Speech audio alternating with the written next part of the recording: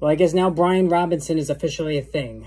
This is a Fantasy Sports Boss. I wanted to jump on and give you some quick analysis on what happened in the Washington Commanders Kansas City Chiefs preseason game tonight. The big news was Brian Robinson getting the start over Antonio Gibson. Robinson got 8 carries for 39 yards, while Gibson only got 2 carries for 3 yards. And Gibson began the game as a returner, and this really kind of completes and cements the complete abomination of a preseason it's been for Antonio Gibson, who now is just going to looks like to be a depth piece to at least begin the season, while Robinson is going to be the starter. And this is big news because from a fantasy perspective, just like with Dameon Pierce in Houston with the Texans, you now have Robinson, who's going to be the primary bell cow back, at least initially, by the looks of it, to begin the season. Now, J.D. McKissic is still going to handle most of the passing downs and the hurry-up offense if they're trailing in the game. Antonio Gibson, maybe it's just a doghouse situation for a few weeks and he starts to earn his way back into the good graces of Ron Rivera. But the fumbleitis that creeped up last season has continued into this preseason as he fumbled in the opening game, and Rivera is not going to stand for that under any circumstances. But it's unbelievable, the spectacular fall of Gibson. I mean, while he didn't meet expectations last season, despite having a lot of preseason hype, he wasn't bad. He was a running back 2 in PPR, a low-end running back 2, but, caught over 40 passes, scored a decent amount of touchdowns, and really, did the job at least towards the end of the season. So, I never expected, I thought he was overrated coming in, but I didn't expect his fall from grace to be this stark. So, that's something I certainly didn't anticipate. But now this puts Robinson in the driver's seat to have a very impactful rookie season.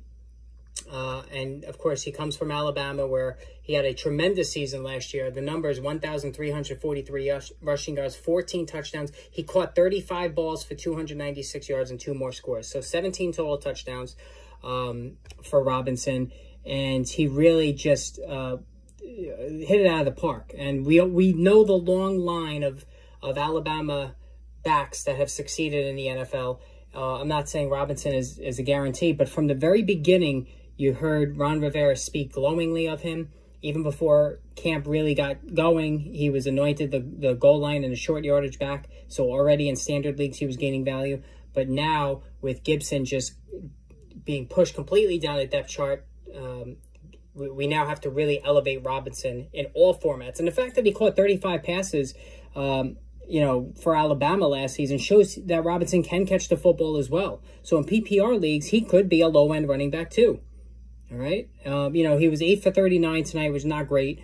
But, again, Gibson, 2 for 3. So it doesn't really even matter. But what does matter is that Robinson got the start.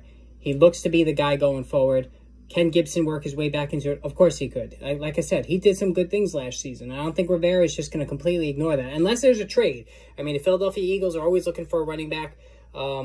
Maybe a trade happens here. Who knows? It could. If things are so far gone, if Gibson's popping off, behind the scenes, that could happen. But right now, we have to elevate Brian Robinson. I think his ADP is really going to start to take off now after this game. And Gibson, you can't even touch Gibson. I mean, if he's falling to the very last 2 or 3 rounds, then yeah, you take a shot on him, see if maybe he can, get himself back into the game plan. But, yeah, didn't see this coming, that's for sure. But maybe we should have when we heard that Robinson was going to be the goal line back early on. All right, so, and also in this game, Isaiah Pacheco, 4 carries for 8 yards. Again, let's pump the brakes on this, guys. I mean, the Priest Holmes talk early on was just ridiculous. I did the video on him earlier, got a ton of views, a lot of comments on it. So if you want to go back and check on the profile, I revisited my scouting profile that I did on Pacheco this past preseason. This past college football season that I put together for my annual NFL draft guide.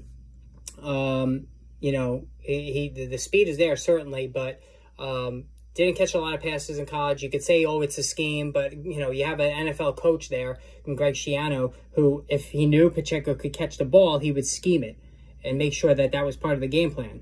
So, but that it wasn't. So we don't know if he can catch the football. He's got the speed. Even though he has the speed, he wasn't very explosive in college. He didn't have a lot of big plays.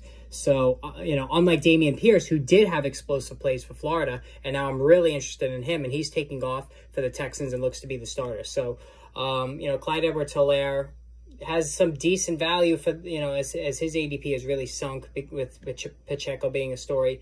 But, yeah, that's my take from this game. Now I'm going to go over the rest of the games tomorrow morning. So there'll be another video. Hit the subscribe button, hit the like button, hit the notification button. Also follow me on Twitter @RotoBoss. All right, so look for those videos tomorrow, and we'll talk then.